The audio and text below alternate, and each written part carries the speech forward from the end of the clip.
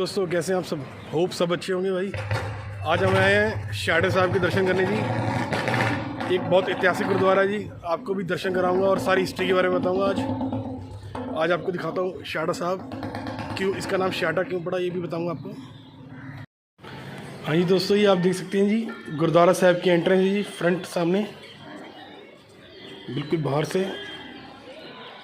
और ये आसपास इस वक्त जो एरिया खाली है, जिस दिन कोई दीवान हॉल होता है या कोई त्यौहार होता है या पंचमी का प्रोग्राम होता है, उस दिन ये सब स्टॉल्स में बदला होता है जी। ये सब कवर होता है, संगत से भरा होता है सब। ये सामने आप देख सकते हैं पार्किंग है, और लेफ़्ट में ये जो पार्क है ये संगत के बैठने के लिए, रेस्ट करने के लिए, या जिस दिन कोई प्रोग्राम हो उस दिन स्टॉल्स लगाने के लिए। ये सामने वॉश बेसिन है जी, हाथ धोने के लिए। और राइट साइड में आप देख सकते हैं जोड़ा घर है। यहाँ पर काफ़ी खिड़कियाँ हैं जी, किसी भी आप खिड़की में जाके अपने जोड़े दे सकते हैं। यहाँ पर बहुत वॉलंटियर्स हमेशा मतलब कि रेगुलर सेवा करने के लिए आते हैं। सामने आप देख सकते हैं, कहीं भी आप जोड़ा जमा करा सकते हैं।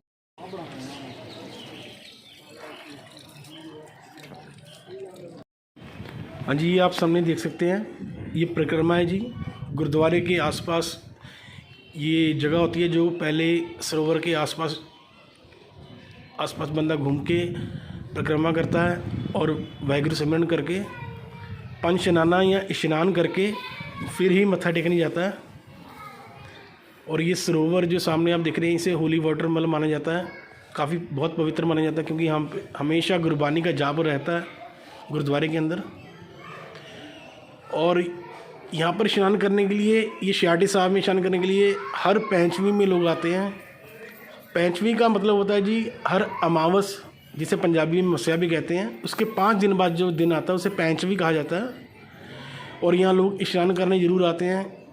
यहाँ का मानना है कि जो रोग कष्ट हैं लोगों के दूर होते हैं जी, संतान की प्राप्ति होती है जी, इसलिए लोग यहाँ ज़रूर हर पंचमी को स्नान करने आते हैं।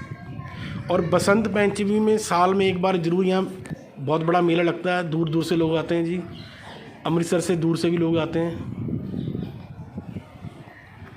ये स्नान कर लिया है जी हमने, पंच स्नाना। सामने आप देख रहे हैं परिक्रमा करने के बाद ये जी कुआं है जी, जो कि गुरु अर्जन देव जी ने खुशी में, जब गुरु अर्जन देव जी के बेटे गुरु हरगोबिंद साहब पैदा हुए थे, उनकी खुशी में यहाँ बनवाया था।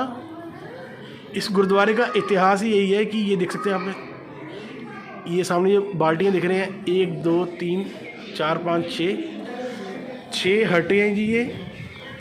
ये गुरु अर्जन देव जी ने बनवाया था कुआं, क्योंकि उस टाइम पानी की बहुत कमी थी और आसपास के लोगों की यही विनती थी उनके आगे, गुरु साहब के आगे, कि हमें पानी की पूर्ति के लिए कोई इंतज़ाम करा जाए। तो जब गुरु हरगोबिंद साहब जी के जन्म हुआ तो गुरु अर्जन देव जी ने ये बनवाया था। और इसे 6 बैल या बौल्द जिसे कहते हैं, उनसे खिंचवाया जाता था, इसीलिए इसका नाम शेहाटा साहिब पड़ा।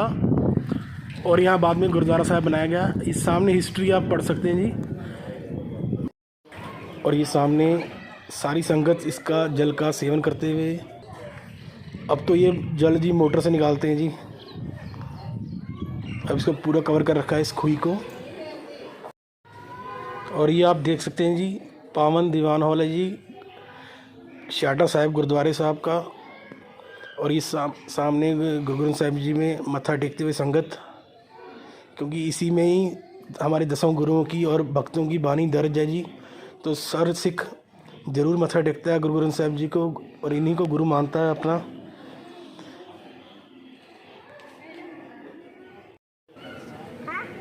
और ये मत्था टेकने के बाद जी हम सामने प्रसाद लेने जा रहे हैं जी, कड़ा प्रसाद, जो कि देसी घी में बनता है जी पूरे।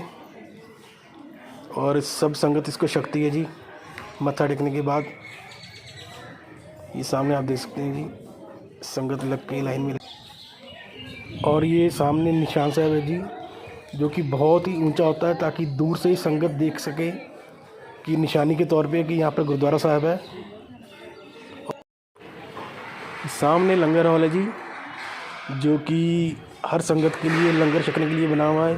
हर गुरुद्वारा साहब में होता है, जो कि सिखों के पहले गुरु नानक देव जी ने प्रथा चलाई थी कि हर भूखे को रोटी खिलाने के लिए, जो आज तक चलती आ रही है जी।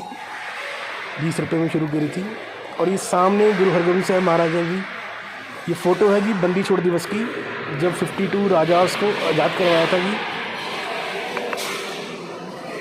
जिस दिन दिवाली होती है उसी दिन बंदी छोड़ दिवस भी मनाया जाता है जी, क्योंकि उस दिन मैंने आपको बताया जी 52 52 राजे जो आज़ाद हुए थे गुरु हरगोबिंद साहब जी के चोला पकड़कर। ये बाबा जी सामने जी थालियाँ पकड़ा रही जी लंगर छकने के लिए। मम्मी पापा ने ले ली थाली और बैठ गए हैं।